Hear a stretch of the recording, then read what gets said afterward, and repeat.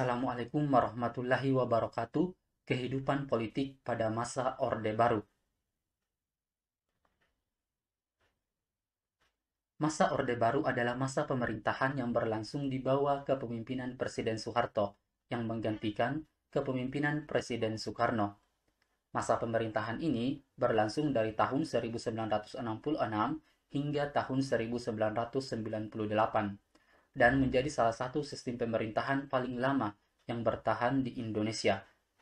Di masa ini, lahir juga beberapa kebijakan. Selama 32 tahun masa kepemimpinan Presiden Soeharto, banyak kebijakan yang memiliki pengaruh cukup besar terhadap proses berjalannya negara Indonesia, mulai dari kebijakan politik maupun kebijakan ekonomi.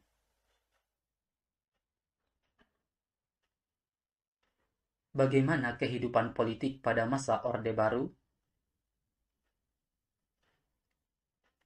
Ada dua kunci utama di dalam politik pada masa Orde Baru, yaitu kebijakan politik dalam negeri dan kebijakan politik luar negeri. Kebijakan politik dalam negeri antara lain: pertama, pelaksanaan pemilu 1971, dua, penyederhanaan partai politik, tiga, defunsi ABRI, peran ganda ABRI, empat, pedoman penghayatan dan pengamalan Pancasila.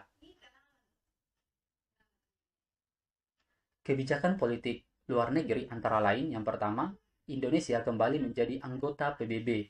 Yang kedua, pemulihan hubungan diplomatik dengan Malaysia dan Singapura, dan pemutusan hubungan dengan Tiongkok.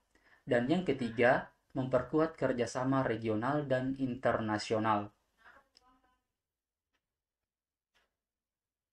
Yang pertama yang akan kita bahas adalah kebijakan politik dalam negeri. 1.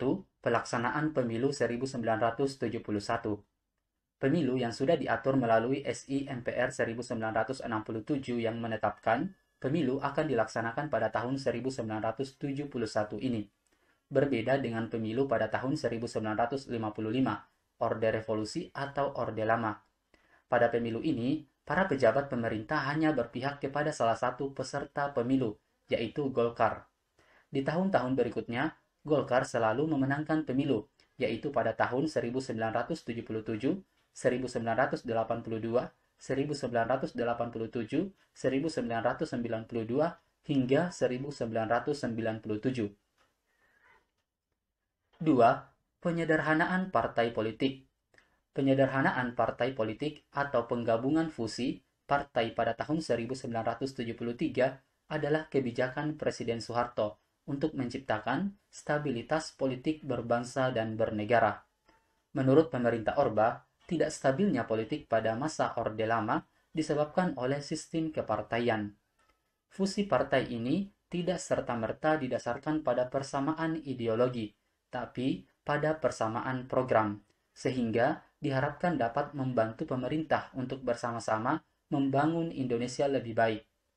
3 partai politik hasil fusi adalah Partai Persatuan Pembangunan atau PPP. Partai ini berlandaskan nilai Islam, yaitu NU, Parmusi, PSII, dan Perti. Partai Demokrasi Indonesia (PDI). Partai ini berlandaskan nasionalisme, yaitu PNI, Partai Katolik, Partai Murba, IPKI, dan Parkindo. Dan yang terakhir adalah Golkar.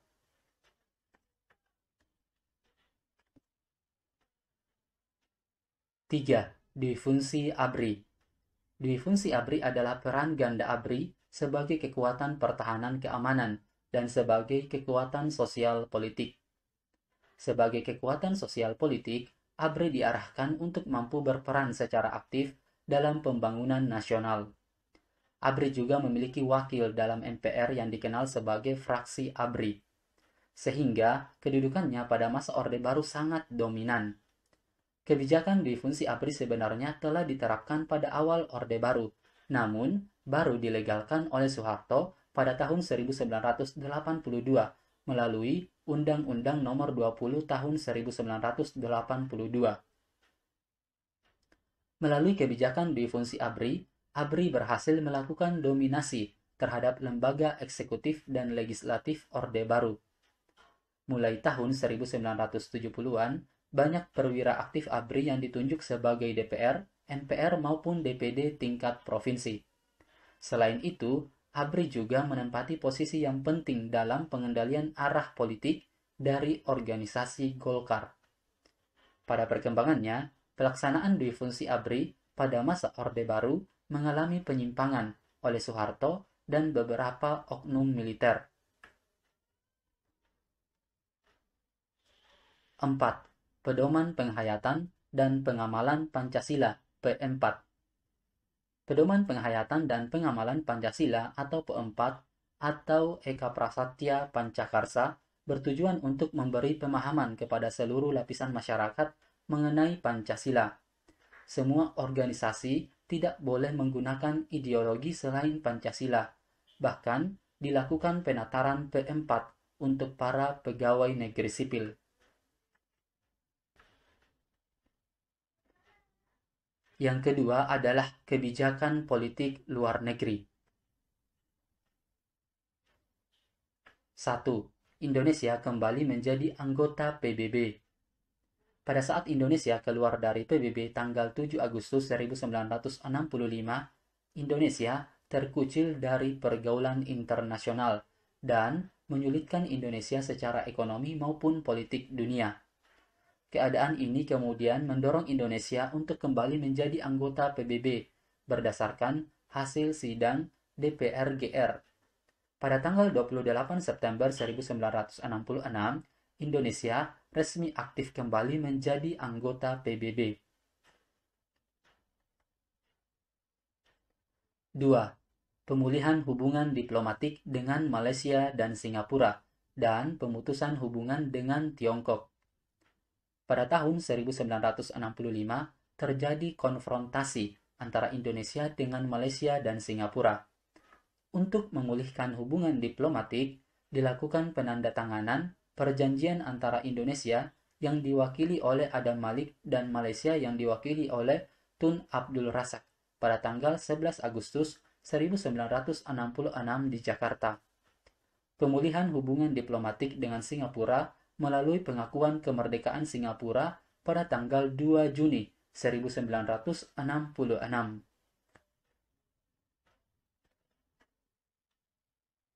3. Memperkuat kerjasama regional dan internasional.